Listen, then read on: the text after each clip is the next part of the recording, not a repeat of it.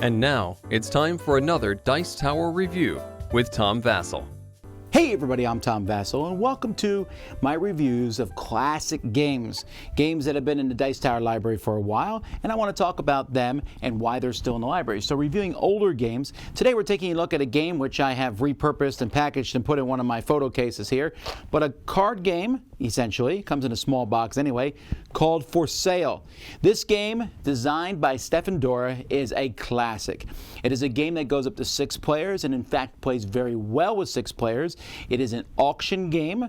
At the same time, it's super easy to teach, has 2 distinct halves to the game. Let me show you.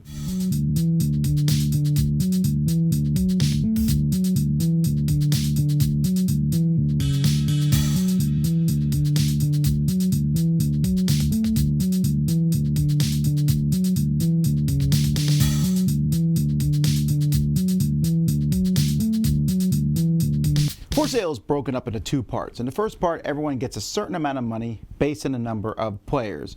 You're either going to get $18,000 or $14,000. Then you're going to turn over cards equal to the number of players. So let's say it's a 5-player game. We'll turn over 5 of these properties. This is a 30-card deck, and in this deck, there are cards that range from 1 to 30. So, on your turn, it will start with 1 player. That person's going to bet a certain amount of money. The next person has to raise that amount by any amount they want to or drop out. So let's say the next person bids 3. And then person 4 says, you know what, I'm going to drop out. I'm not going to take anything. They then will take the 7 card. Then the next person also drops out, takes 11. It comes back to me. I bid 1. I said, you know what? I don't mind getting to 15, so I have to pay half my bid, round it up, so I pay my 1,000 to the bank and take the 15.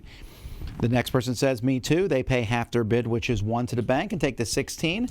And the last person gets the final property, but they have to pay their whole amount, in this case, 3,000 to the bank and take it. We'll then turn over 5 more cards, and we'll go again. Here, it's quite a bit different of a range. If you pass first, you're getting a 5 when you could have gotten a 26. But players are going to keep doing this until you've gone through the whole deck, and everybody will now have an equal number of cards, although the values will be quite different. In the second half of the game, you're going to sell the properties. Each round, you're going to turn over cards equal to the number of players from the money deck, and these go from 0 to 15,000. Once everyone sees them, everyone's going to play a card simultaneously from their hand. We then reveal the cards, 11, 7, 15, 16, and 19. Whoever plays the highest number picks first. I get a 14. The 16 player takes a 13. The 15 player takes a 9. The 11 takes a 6, and the 7 player gets the 3. The cards that you played are discarded, and we turn over 5 more. We keep going until everyone has played all their property cards. You then will take all these money cards, add them together, plus the value of any cash you didn't spend in the auction, and whoever has the most money is the winner.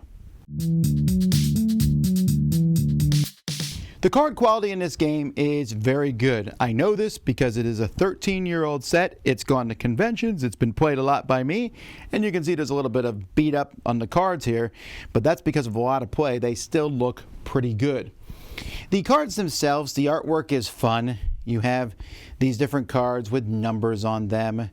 And you know, the lower the number, obviously, it's not nearly as good of a house. Like an outhouse is 2, while the 25 is a gorgeous mansion. 30 is a space station. 1 is a cardboard box. So I find that amusing.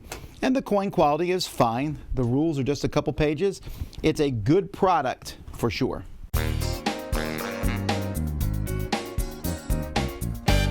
I love For Sale. I really do. When I go through all the games that I played in my life, this is one of the ones I played the most, if only because while I'm not usually a fan of playing games with 6 people, I'd rather split into 2 groups of 3. If you do have 6 people and you got 20 minutes, 30 minutes, this is a great game that comes out. It's easy to teach people. I've taught this to so many people who it's the only game I've ever played with them. They come over and I'll say, hey, it's really simple. I've always taught it 1 half at a time. You don't really need to explain the second half when teaching. You just say, hey, at the beginning of the game, you're trying to get as high point cards as you can because that matters. So in the first half, it's a simple auction thing. You don't necessarily want to be the last one out because you have to pay all your money rather than half of it. And there's a bit of bidding up. You don't necessarily want the cardboard box. But even if you get the cardboard box, when you turn over the number 1 card, you turn over the money cards, there might be 9, 8, 7, 6, 5 of money out there. And I go, well, now's my time to play the 1 because I'm still going to get just a little bit less than the person who plays a higher number. That's simple. Most people I've taught it to instantly understand that. It plays very quickly and it's enjoyable. And the idea of real estate and selling it for thousands of dollars is silly and fun. The artwork's cute. And you know what's interesting? I have a very different cover on this box here, and I know they remade the game. But the for sale that originally here came from Uberplay and then was picked up by Eagle Griffin, the artwork and stuff was good enough that they kept it for a decade. And I like that. I think it fits. It's a beautiful little game, simple, fun to teach. It's a classic, and this will not ever leave the Dice Tower library. I'm Tom Vasel, and that's For Sale. We'll see you next time. Dice Tower Judgment, excellent.